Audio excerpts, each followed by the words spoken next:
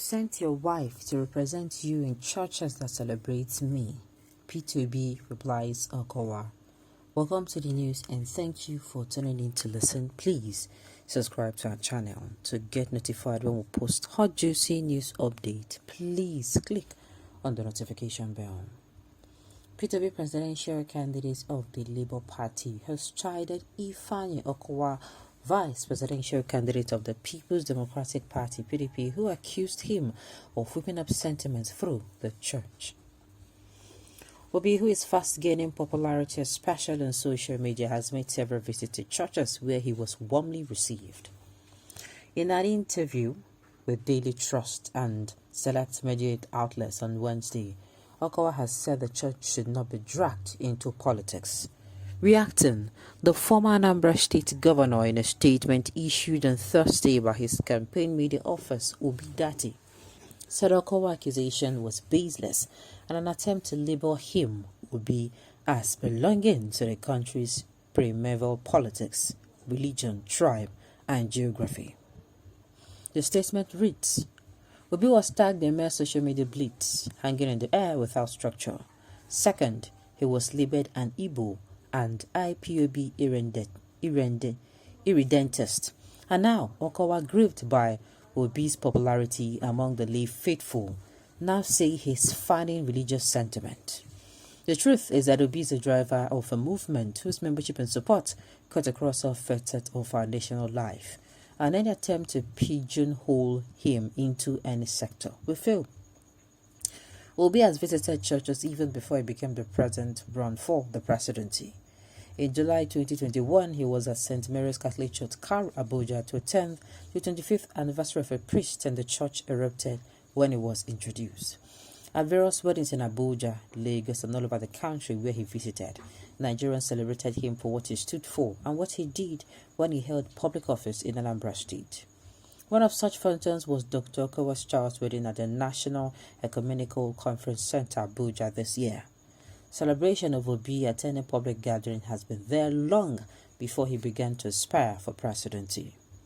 Recently in Kaduna State, Obi attended a wedding ceremony in a mosque, and his admirers thronged around him in a bid to touch him. Moreover, the Obi Data media office was private to the fact that in most of the top public church appearances of Obi, including the recent Dynamics Church outing in Abuja, the Delta State Governor was always invited. He either stayed away or sent his wife to represent him, and because Obi does not like a rap where the people want him, he strives to show presence despite his tight schedule.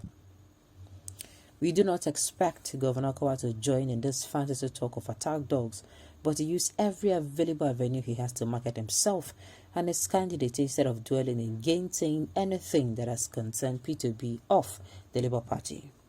The truth, which is glaring and known to even Okowa, is that Labour Party candidate is leading a movement that cannot be stopped or distracted by any side talk, because it was prompted by long-standing oppression of the people who are about to be liberated with Obi's message of hope. Taking back the country and rebuilding it is a task, and that is almost certain, as there is no going back. The oppressors have forced the oppressed to pull the trigger, and there is no going back. Let me say this to us. What I pick from this piece is what I always say to people, what I always say to supporters of whomever they are supporting. Whomever you are supporting, please, whenever the light is on you, whenever the focus is on you, come outside and market yourself. You go to an interview, market yourself. No matter how they try to make you, because these interviewers, they know that you're going to deviate if you're smart. No matter how they try to make you deviate, how they ask you questions, reply them in whatever way and center on marketing yourself. Make whatever you're going to be doing for the people, I'm talking to candidates now, and if these people are supporters, or if you are a campaign manager, dwell on what your candidate is going to be doing. Tell people what he will do. Tell people how he's good. Market him sincerely. I mean, that is what is supposed to happen. The rules of marketing 101 says, whenever you're marketing somebody, you are not even supposed to even call your competitor's name. If you are marketing a soap, For instance, you're marketing Never Soap. You don't call maybe Dove is your biggest competitor to you. I'm just using this as a scenario. At the end of it, what do you do whenever you're marketing? You don't call those names, just like advertisement. Do you see people mention maybe the advertising Ariel and they start talking about Omo? No, they don't. Why? The rules of marketing says that you market, you, as far as the light is on you, as far as the focus is on you, you talk about the benefits of your product, what your product stand to do. You always put your product in your person's face. You don't talk about your competitor. No matter, even if your competitor is even everywhere, you should make sure you put. And at the end of the day, it always works. What happens when maybe a new product is launched? Maybe what's it called? People that produce those start producing maybe another fragrance, and they put it out in your face every time.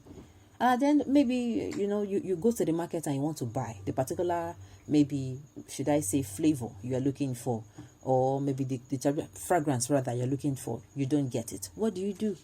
You will like, because this one have been put in your face everyone. They ask you, oh, this one is available, or you ask, is this one available? Because these people, whenever you turn on your radio, it is there. Whenever you turn on your TV, it is there. You don't see them market any of that. They don't call the name, so it can stick to your ears. It can stick to your face. What you do, before you know, you take that particular fragrance home and try it out. And if it is new, you're stuck for it. You're stuck to it, I mean. So that is how these things are meant to do. Not to always come out and, try to, use pulling down syndrome, or try to market, or try to demarket another candidate.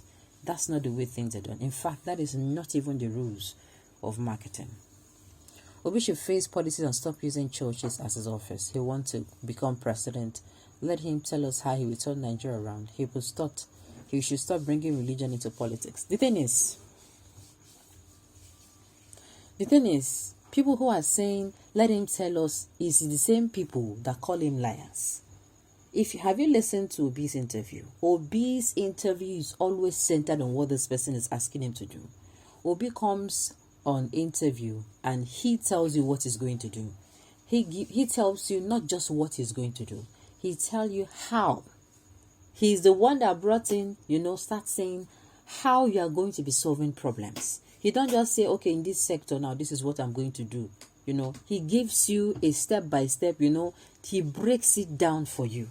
That is why people, whenever they watch him, they are marvel like, wow, this person seems very prepared for this job. Unlike other candidates that come online and, let's say maybe the Democratic Party spokesman or campaign manager, whenever they are having an interview, they use 20 minutes of their time to talk about themselves, and the remaining maybe 45 minutes or the remaining 30 or 50 minutes, they used to talk about, and they marketed that candidate, or which is not supposed to be the case. Nigerians, come this year's election, the next year's election, we should pick the right person. Make sure we're picking someone who knows how to take Nigeria from its present decaying state to a place of positive and progressive growth. All right, on this note, we have come to the end of the news. We say thank you for tuning in to listen.